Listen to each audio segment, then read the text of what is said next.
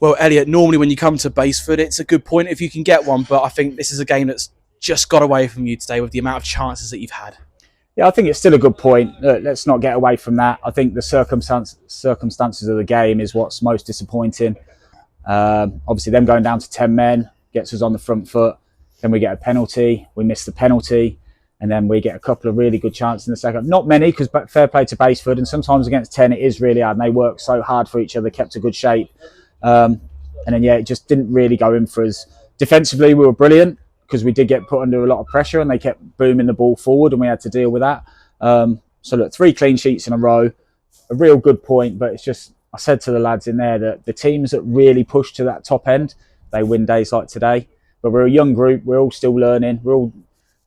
We can't fault the effort and work rate. I just think our quality probably let us down a little bit today.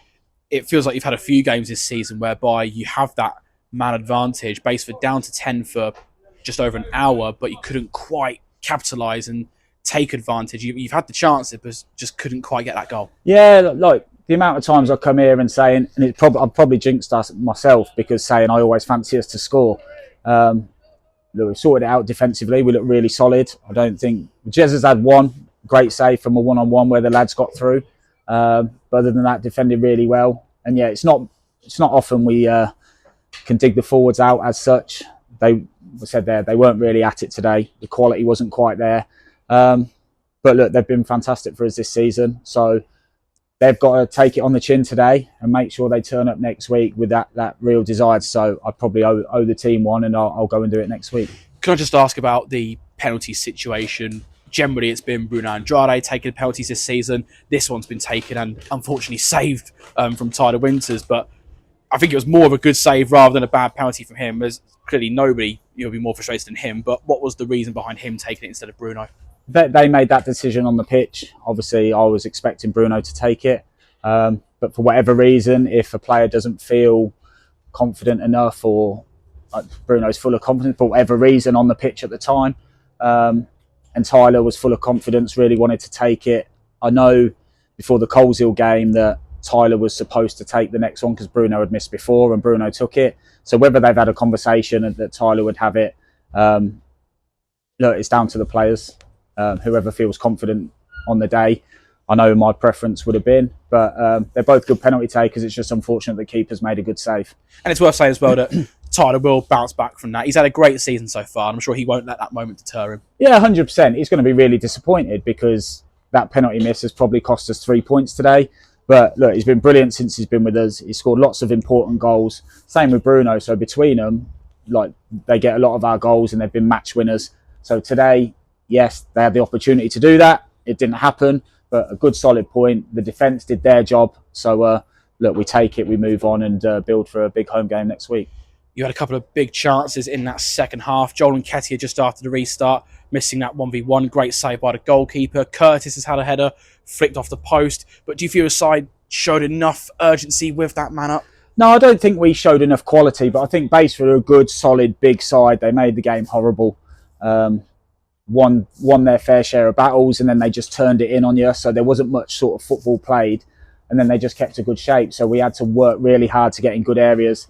And like you said, probably the last couple of games, everything we hit went in. Like Coleshill, we scored 3 from probably 3 shots. And today, like you said, Joel's run through, we missed a penalty. Joel's run through, probably had too much time to think about what he was going to do, and the keeper's made a good save. Curtis has headed one inside of the post. Jez has played a great ball. Dolds has got his studs and it's just gone, couldn't quite reach it and it's just gone wide. So we have created enough. And on a day where I don't think our quality was up to our standards, we've worked hard, we defended well, but we just lack that little bit of quality, and that shows with obviously the 0 scored. Still plenty of positives. Not many sides will take 4 points from Basford this season. A very good side with some great individual players. It's now 5 unbeaten as well, 3 clean sheets, as you say. Your side are heading in the right direction. Yeah, look, we're a good side and we fancy ourselves against anyone when we're at it. At the same time, we know that if we switch off, I think back to the last one was probably the Loughborough game where that first half in particular was really poor. But I think since then we've been on a decent enough run.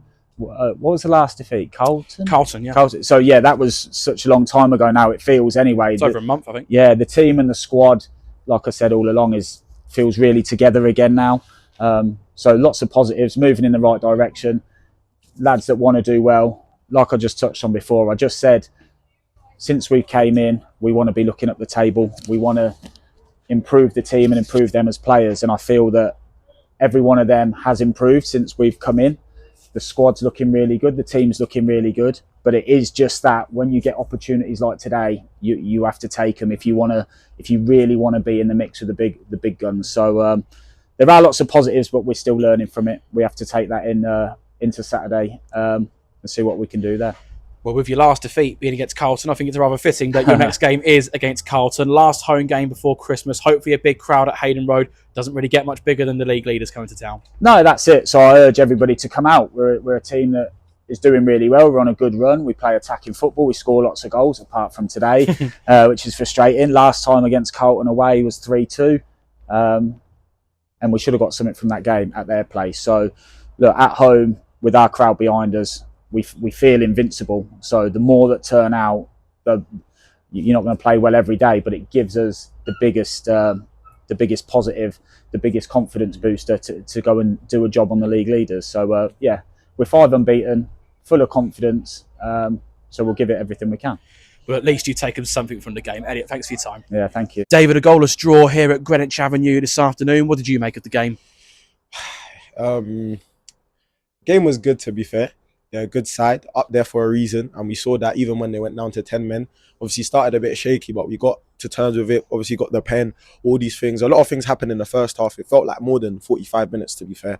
But I feel as though we weathered the defensive side very well. And on another day, we take our chances. Like we look back to last week, took 3 great chances.